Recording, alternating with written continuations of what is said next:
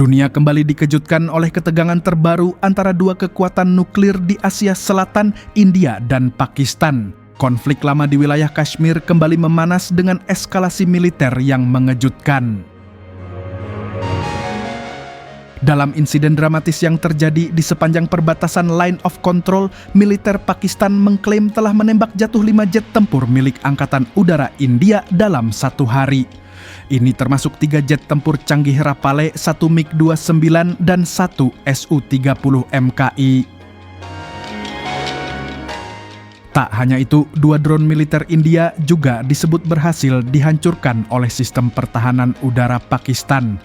Keberhasilan ini langsung diumumkan oleh Menteri Pertahanan Pakistan, Khawaja Asif, dalam sebuah konferensi pers yang disiarkan secara nasional. Menurut Khawaja Asif, pesawat-pesawat tersebut ditembak saat tengah melakukan misi penyerangan ke wilayah udara Pakistan. Pakistan menegaskan bahwa serangan ini merupakan bentuk pelanggaran kedaulatan yang tak bisa ditoleransi.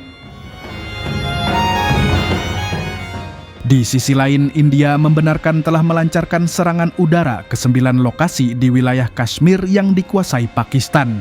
New Delhi menyatakan target serangan mereka adalah kamp-kamp militan yang disebut bertanggung jawab atas serangan teror di Pahalgam yang menewaskan 26 warga sipil India. Namun, pemerintah Pakistan membantah keras tudingan tersebut. Mereka menyatakan bahwa tidak ada kamp militan di lokasi yang diserang dan justru serangan India telah menyebabkan jatuhnya korban jiwa dari kalangan warga sipil di wilayah mereka. Insiden ini langsung memicu reaksi keras dari komunitas internasional. PBB dan berbagai negara besar menyerukan kedua pihak untuk menahan diri dan menghindari eskalasi lebih lanjut, mengingat kedua negara memiliki senjata nuklir. Kemenangan Pakistan dalam menembak jatuh 5 jet tempur India dalam sehari dianggap sebagai pencapaian besar oleh banyak pihak di dalam negeri. Banyak analis militer menilai ini sebagai sinyal kuat bahwa Pakistan siap dan mampu mempertahankan wilayahnya.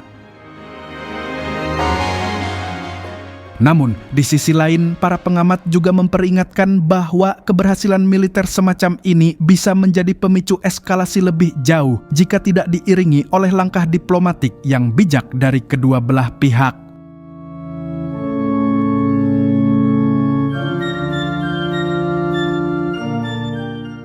Sebagai dampak langsung dari konflik ini, sejumlah maskapai penerbangan Asia termasuk Eva Air, Korean Air, Thai Airways, dan Vietnam Airlines mengumumkan perubahan rute penerbangan mereka untuk menghindari wilayah udara Pakistan dan India.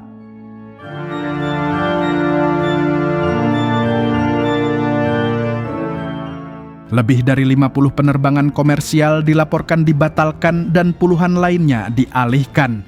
Ini menunjukkan betapa seriusnya dampak konflik militer antara dua negara tersebut terhadap aktivitas sipil dan ekonomi regional.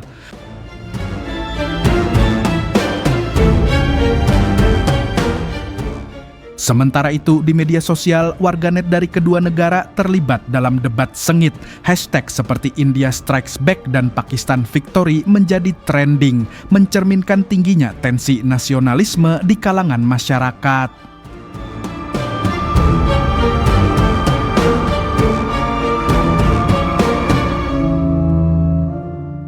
Kementerian Pertahanan India sendiri belum memberikan konfirmasi detail terkait klaim Pakistan. Namun, sumber dalam menyebutkan bahwa pemerintah tengah melakukan evaluasi dan mempertimbangkan respons strategis terhadap insiden ini.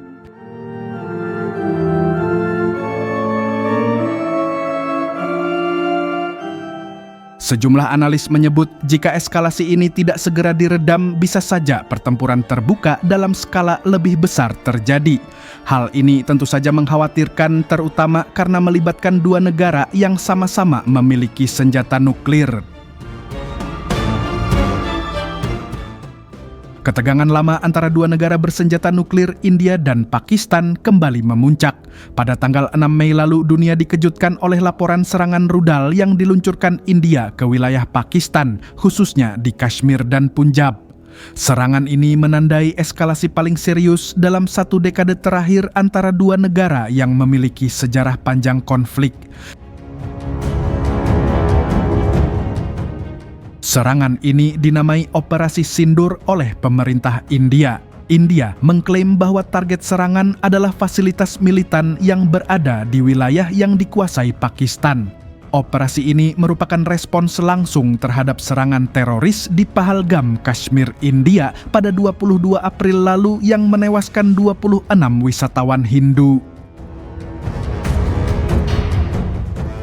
Menurut sumber intelijen India, kelompok yang bertanggung jawab atas serangan di Pahalgam diduga memiliki hubungan erat dengan Lashkar-e-Taiba dan Jaish-e-Mohammed, dua kelompok militan yang beroperasi dari wilayah Pakistan. India menuduh Pakistan membiarkan kelompok-kelompok ini berkembang bebas. Di sisi lain, Pakistan mengecam keras serangan India dan menyebutnya sebagai tindakan perang yang tidak beralasan. Pemerintah Pakistan menyatakan bahwa serangan tersebut menewaskan warga sipil dan melanggar kedaulatan negaranya. Perdana Menteri Shehbaz Sharif langsung menggelar rapat darurat Dewan Keamanan Nasional. Militer Pakistan merespons dengan mengklaim telah menembak jatuh 5 jet tempur India dan melakukan serangan balasan. Dalam serangan tersebut, 7 warga sipil India dikabarkan tewas dan puluhan lainnya luka-luka. Serangan ini memperparah suasana mencekam di sepanjang garis kontrol Loce, batas tak resmi antara kedua negara. Ketegangan yang meningkat ini tidak terjadi begitu saja. 3 hari sebelum serangan India, Pakistan melakukan uji coba rudal balistik Abdali dengan jangkauan 450 km. Uji coba ini dianggap oleh India sebagai sinyal provokasi, meskipun Pakistan mengklaim itu hanya latihan rutin militer. Dampaknya langsung terasa, sekolah-sekolah ditutup di beberapa wilayah perbatasan, warga sipil mulai mengungsi, dan aktivitas militer di kedua negara meningkat tajam. Warga di wilayah Kashmir hidup dalam ketakutan, sementara dunia mulai memperhatikan kemungkinan konflik berskala besar. PBB Amerika Serikat, Inggris, dan Tiongkok menyerukan agar kedua negara menahan diri dan membuka jalur diplomasi. Namun hingga kini belum ada tanda-tanda meredanya konflik. Upaya mediasi internasional pun belum menunjukkan hasil signifikan.